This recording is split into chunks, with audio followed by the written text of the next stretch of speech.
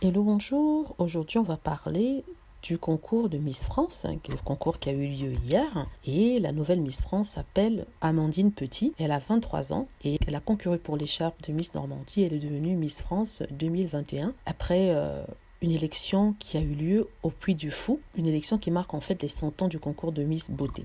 Donc voici comment on l'a décrit dans par exemple le magazine Gala. On dit qu'elle n'a pas pu contenir ses larmes et que le titre qu'elle a remporté fait d'elle la Miss France 2021. Donc le concours, comme je disais, a eu lieu samedi sur TF1 et elle a remporté la 91e édition d'une cérémonie qui marquait le centenaire de l'invention du concours de beauté français. Elle succède ainsi à Clémence Bottineau, Miss France 2020, et elle s'est démarquée des 4 dauphines, c'est-à-dire Miss Bourgogne en 4e position, Miss Alsace en 3e position, Miss Côte d'Azur et Miss Provence. C'est une cérémonie qui a été présentée par Jean-Pierre Foucault et s'est déroulée sans public au Puy du Fou, ceci par contre à cause de la pandémie. Il n'y avait que 400 personnes qui avaient été invitées, qui avaient été testées pour y assister. Parmi ces 400 personnes, on compte le jury, l'équipe technique et les employés du parc d'attractions. On apprend que Amandine Petit a 1,75 m.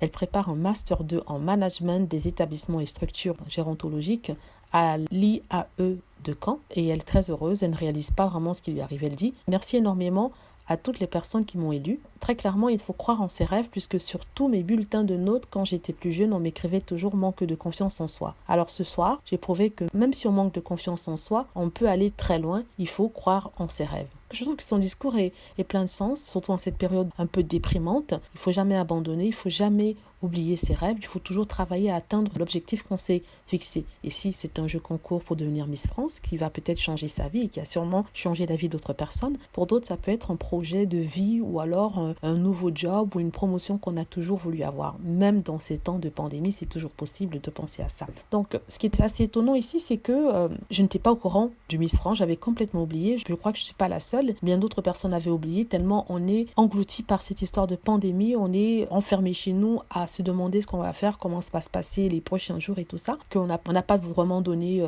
d'importance à cela.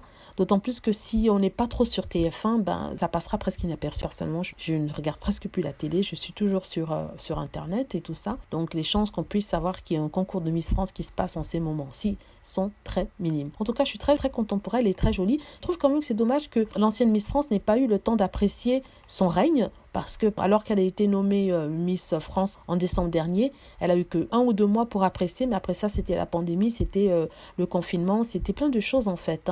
Elle n'a pas vraiment eu de règne en tant que telle. Est-ce que ça sera le cas pour Amandine Petit ?